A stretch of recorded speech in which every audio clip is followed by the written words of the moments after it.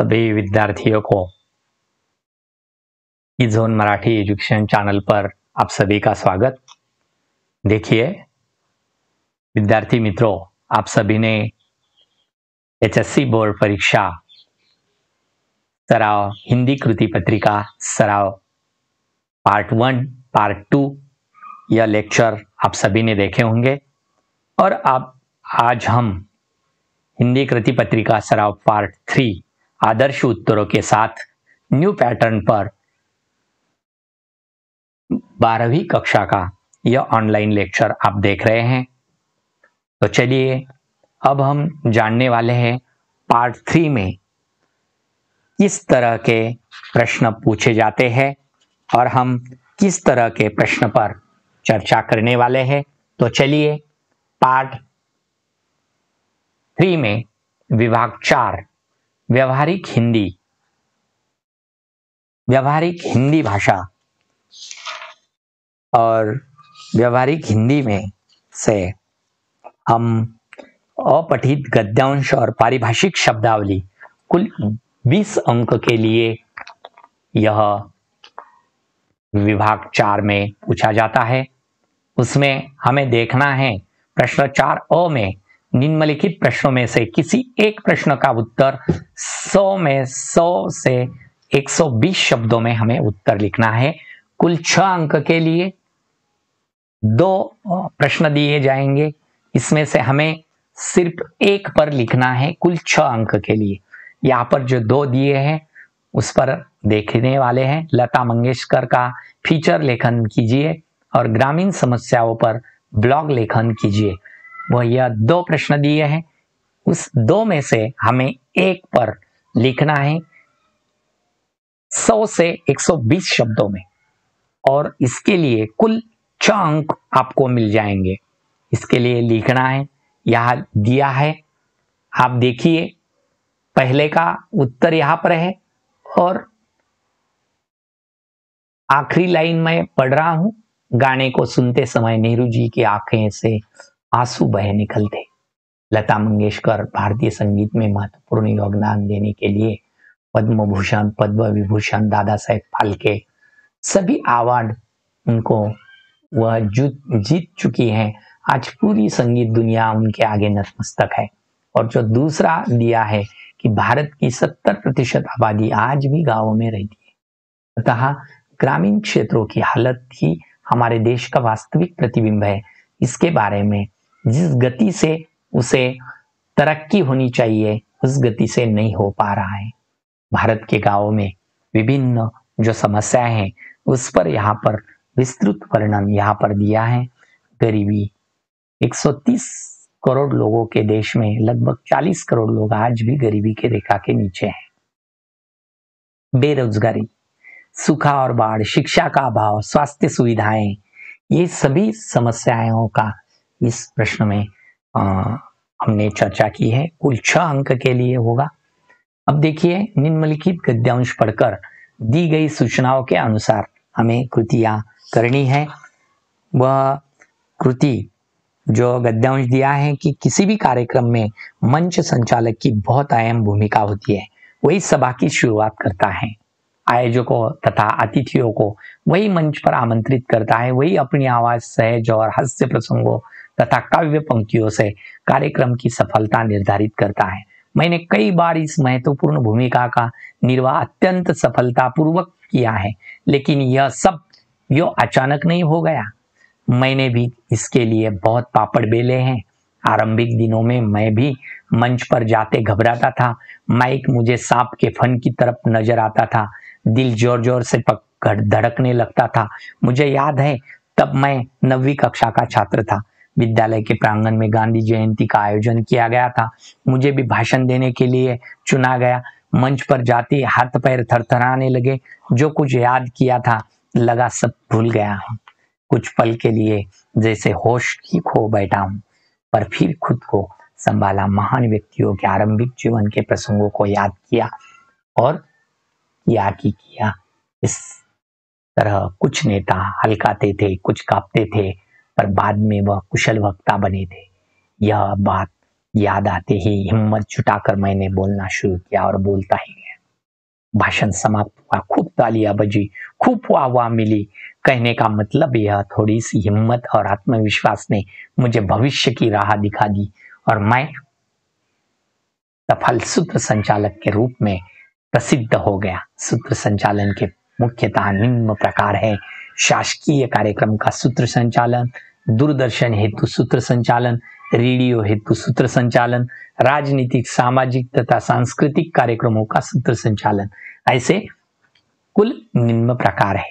और इस जो पाठ्यांश है, इस पाठ्यांश पर हमें नीचे दिए गए जो कृतियां हैं उस पर उत्तर लिखने हैं।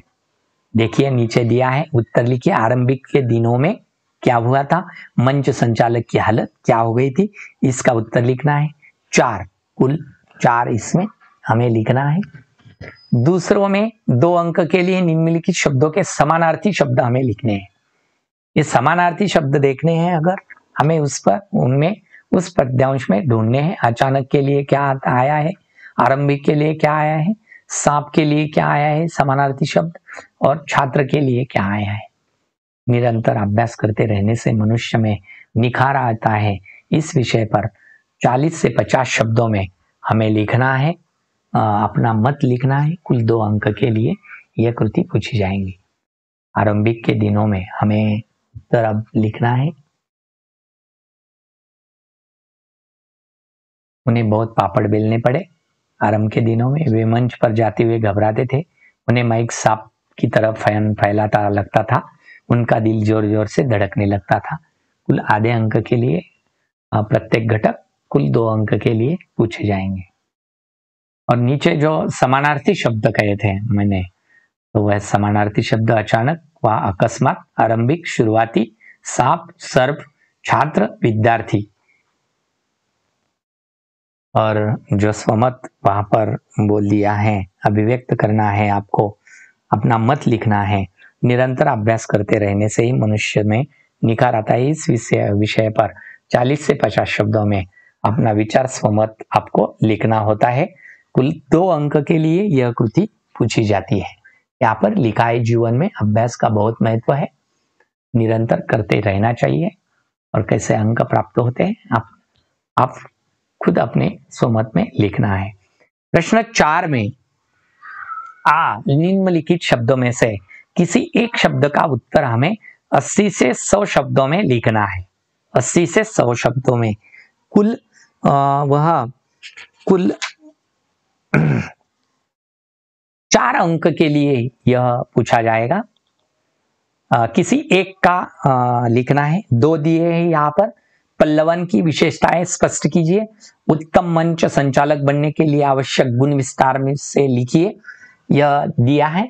इस दोनों में से हमें एक यह लिखो या यह लिखो।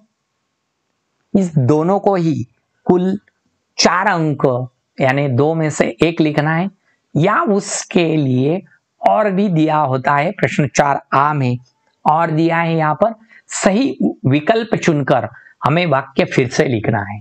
वह कुल 4 अंक के लिए होता है। शारीरिक विकास के साथ साथ कौन सा विकास भी आवश्यक है यहाँ पर, शैक्षणिक या बौद्धिक। फीचर लेखन डैश डैश होना चाहिए। भावना प्रदान, कल्पना प्रदान, कार्यक्रम कोई भी हो, मंच भी, मंच की डैश डैश बनी रहे, महिमा, गरिमा, जीवन शैली तथा डैश डैश विषय, ब्लॉग पढ़ने वाला पाठक वर्ग भी विपुल मात्रा में है। ऐच्छिक, शैक्षिक। तो 2 में से एक को चुनना है और यही 4 हमें लिखने हैं। कुल 4 अंक के लिए होता है। उसका सही उत्तर हम अभी देखने वाले हैं। चलिए देखने वाले हैं सही विकल्प क्या है। देखिए, शारीरिक विकास के साथ साथ बौद्धिक विकास भी आवश्यक है। फीचर लेखन, भावना प्रदान होना चाहिए। कार्यक्रम कोई भी हो, मंच की गरिमा बनी रहे, जीवन शैली तथा शैक्षिक विषय ब्लॉग पढ़ने वाला पाठक वर्ग भी विपुल मात्रा में है। प्रश्न 4E में देखना मत भूलिए। गद्यांश पढ़कर दी गई सूचनाओं के अनुसार कृति करनी है। गद्यांश दिया है। प्रत्येक मनुष्य के लिए किसी न किसी व्यवसाय, रोजगार अथवा पेशे की आवश्यकता होती है। यह दिया है, उसके नीचे आकृतियां पूर्ण कीजिए। यह निर्विवाद सत्य है कि, उसका भी उत्तर हम जानने वाले हैं, देखने वाले। गद्यांश में प्रयुक्त उपसर्गयुक्त शब्द ढूंढकर उन्हें हमें मूल शब्द और उपसर्ग अलग अलग करके लिखने हैं। निर्विवाद अनिश्चित, यानी निर्विवाद अनिश्चित, उसके उत्तर हमें अलग अलग करके लिखने हैं। यानी निर्विवाद और अनिश्चित, यानी जीवन यापन, उस पर अपना विचार हमें लिखना है 40 से 50 शब्दों में। समय से उचित व्यवसाय का चुनाव आवश्यक है। कुल 2 अंक के लिए यह स्वमत पूछा जाएगा। प्रत्येक मनुष्य के यह उत्तर है। यह निर्विवाद सत्य है कि ये 4 हमें लिखने हैं उत्तर में। निर्विवाद, अधिक विवाद, अधिक निश्चित, और यह स्वमत हमें लिखना है। और पारिभाषिक शब्द, हिंदी पारिभाषिक शब्द भी हमें लिखने होते हैं। उस पारिभाषिक शब्द यहां दिए हैं 8 में से हमें 4 लिखने हैं, कुल 4 अंक के लिए। देखिए, यह हर एक शब्द को हम सबसे पहले देखने वाले, बाद में उसका उत्तर भी हम जानने वाले हैं। यानी पहला शब्द है एजेंडा। एजेंडा यानी उसका अर्थ हमें हिंदी में लिखना है कार्यसूची। कार्यसूची, डिमरेज, विलंब शुल्क, मेट्रोलॉजी, मौसम विज्ञान, इंटरग्रेटेड सर्किट, एकीकृत परिपथ, और ऑथेंटिक अधिप्रमाणित, एपेक्स बैंक यानी शिखर बैंक। तो विद्यार्थी मित्रों, आप सभी ने अभी जो पारिभाषिक शब्दावली है उसमें से कृति में जो पारिभाषिक शब्दावली है उसके कुछ अंक देखे हैं। 7वां है बैलेंस यानी शेष राशि, एंड ट्रांजैक्शन यानी लेन देन। इसके लिए कुल 4 अंक होते हैं, तो 4 अंक के लिए 4 लिखने हैं 8 में से। तो विद्यार्थी मित्रों, बाद में हम देखने वाले विभाग 5 में व्याकरण कुल 10 अंक के लिए होता है। प्रश्न 5 में सूचना के अनुसार कृति करनी है। प्रकाश की किरणें संसार पर नवीन जीवन की वर्षा कर रही है, उसे सामान्य भूतकाल में वर्तमान काल में परावर्तित करना है। मंदिर के शिखर पर कौवा बैठा है, पूर्ण भूतकाल में उसे परावर्तित करना है। श के इन शब्दों में अहंकार की पैनी घार है, सामान्य भविष्य काल में उसे परावर्तित करना है। मौसी कुछ नहीं बोल रही थी, अपूर्ण वर्तमान काल में हमें लिखना है। निम्नलिखित पंक्तियों में से उद्धृत अलंकार पहचान कर उसका नाम लिखना है हमें। पायो जी मैंने राम रतन धन पायो, यह जो पंक्तियां हैं उसमें से कौन सा अलंकार प्रयुक्त है उसे लिखना है। दूसरा है पड़ी अचानक नदी अपार, घोड़ा उतरे कैसे पार, राणा ने सोचा इस पार। तो इस 2 में से हमें अब जीव बिनु देह नदी बिनु वारी, तैसे ही अनाथ पुरुषु बिनु नारी, लता भवन ते प्रकट भये ते ही अवसर दो भाई, निकसे जनु जुग विमल बिगु, जलद पटल बिल गाई। तो ऐसे जो कविताएं दी हैं उनके जो अलंकार और उत्तर है वह हम देखने वाले हैं। निम्नलिखित पंक्तियों में उद्धृत रस पहचान कर उसका नाम लिखना है। दुल्हा श्री रघुनाथ बने, दुल्ही सिया सुंदर मंदिर माही। और दूसरा है एक अचंबा देखा रे भाई, ढांचा सिंह चरावे गाई। तीसरा है कहा कैकई ने सक्रोध, दूर हट निर्बोध, दवी जिहवे रस में विष मत घोल। तो उसमें ईद जांग को खोदी खोदी के मांस उपारत, स्वान अंगुरीन काटी काटी के खात बेदारत। कुल 1 अंक के लिए निम्नलिखित मुहावरों का अर्थ लिखकर वाक्यों में हमें प्रयोग करना है। कुल 4 दिए जाएंगे, उसमें से 2 लिखने हैं। कुल एक अंक, प्रत्येक घटक के लिए 1 अंक मिलेगा। पापड़ बेलना, जली कटी सुनाना, जहर का घूंट पीना, सिर खपाना। निम्नलिखित वाक्यों को शुद्ध करके वाक्य फिर से लिखिए। हमें वाक्य फिर से लिखने हैं शुद्ध करके। तो इसके लिए हम उसकी जो उत्तर है वह देखने वाले कि प्रकाश की किरणें संसार पर नवीन जीवन की वर्षा करती है। मंदिर के शिखर पर कौवा बैठा था। शाह के इन शब्दों में अहंकार की पहनी धार होगी। मौसी कुछ नहीं बोल रही है। इसके लिए कुल 2 अंक है। और जो अलंकार बोले थे मैंने, उसमें पहला रूपक अलंकार है, दूसरा अतिशयोक्ति अलंकार है, तीसरा उदाहरण उपमा अलंकार का है, और चौथा जो है उत्प्रेक्षा अलंकार का है। इसके लिए कुल 2 लिखने, 2 अंक होंगे। और जो रस देखे हैं हमने, उस जो रस है वह जो 4 वाक्य दिए हैं उसमें वह 4 वाक्य के 4 रस यहाँ पर दिए हैं। श्रृंगार रस, अद्भुत रस, रौद्र रस और विभत्स रस, ऐसे उसके उत्तर हैं। तो आप सभी ने देखा है उसके बारे में। उसके बाद हम देखने वाले हैं जो दूसरी कृति है वह है वाक् प्रचार की। जो वाक् प्रचार है यानी मुहावरे से वाक्य में प्रयोग करना होगा उस मुहावरे का, और उसके अर्थ लिखने हैं। पापड़ बेलना, बड़ी मेहनत करना, वाक्य में प्रयोग करना है। जलीकटी सुनाना, कटु बात कहना, उसका वाक्य में प्रयोग करना है। जहर का घूंट पीना, अपमान को चुपचाप सह लेना, उसका वाक्य में प्रयोग करना है। सिर खपाना, कठिन परिश्रम करना, उसका ही वाक्य में प्रयोग करना है। इसके लिए 2 अंक कुल मिल जाएंगे। हमें पुरानी जर्जर रूढ़ियों को तोड़ना है।